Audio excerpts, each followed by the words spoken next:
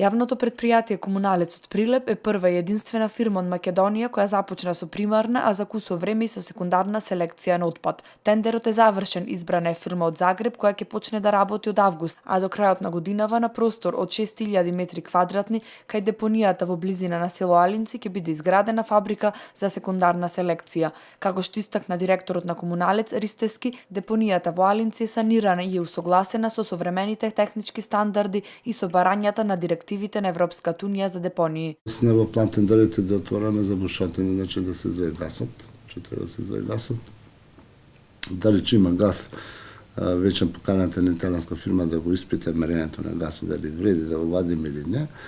Таа е покриена и една од подобро уредените, значи нема погледој чиз, нема чат повеќе.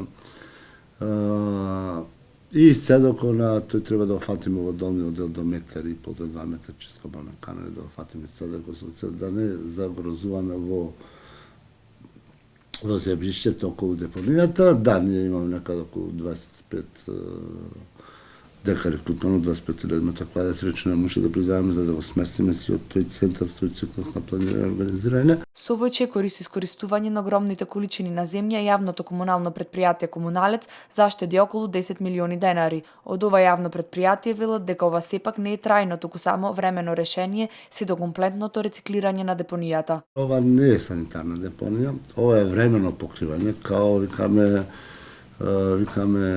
го покривме богатството долу. Веројатно, кога ќе проработи линијата за секундарна селекција, после 5-6 месеци контролата дали таа добро функционира, ќе внесеме во 4 смени и се да рачам за 4 до 5 години сета ќе ја пречистиме, ќе помине стаја, што значи стаја течија нема. Според анализите на Комуналец, на овој начин, односно со санирањето на депонијата во Алинци, како и со најавеното секундарно селектирање на отпадот, ќе се намали количеството на отпад за 60% во однос на сегашните 90 тони смет, а трошоците ќе се сведат на нула.